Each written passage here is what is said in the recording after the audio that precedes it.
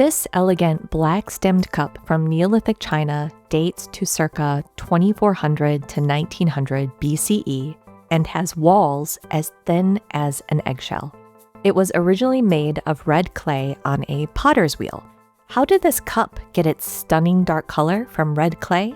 The potter who created it fired it in a kiln using the reduction firing process, transforming the red iron oxide, a mineral that gives red clay its color, into black iron oxide, giving this cup its dark color.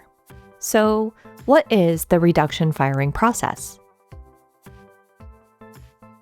The reduction firing process is one of the most innovative technological achievements in the history of ceramics. In China, this technique was invented during the Neolithic, a period when people settled down and had more time for craft specialization because they didn't have to spend the whole day looking for food. Reduction firing involves reducing the amount of air or oxygen in the kiln, in this case a wood-fired kiln, to create an atmosphere rich in carbon, hydrogen, and carbon monoxide. This is also known as a reducing atmosphere. Due to the lack of sufficient oxygen, the carbon, hydrogen, and carbon monoxide gases steal oxygen molecules from the clay and any glazes that might have been used as a coating. This chemically alters any metallic oxides or metal-based mineral compounds in the clay, causing them to change colors.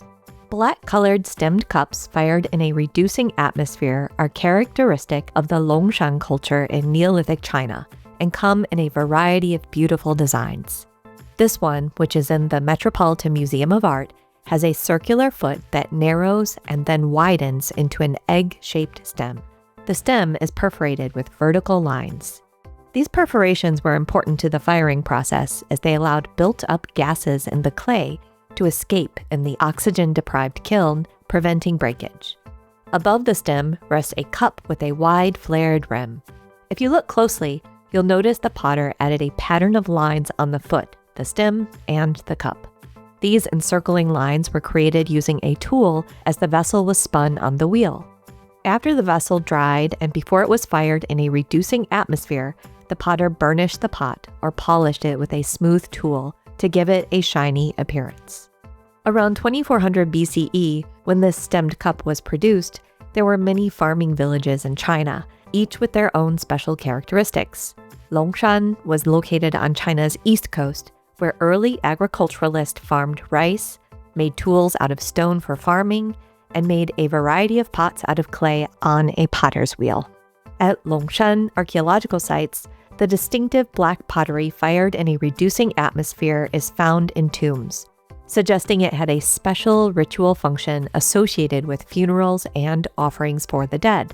Longshan culture favored liquid vessel offerings, like this drinking cup, over food vessels for the funerary ritual. Considering the sophisticated technology used to create these vessels, it's no surprise they had a special function related to the afterlife.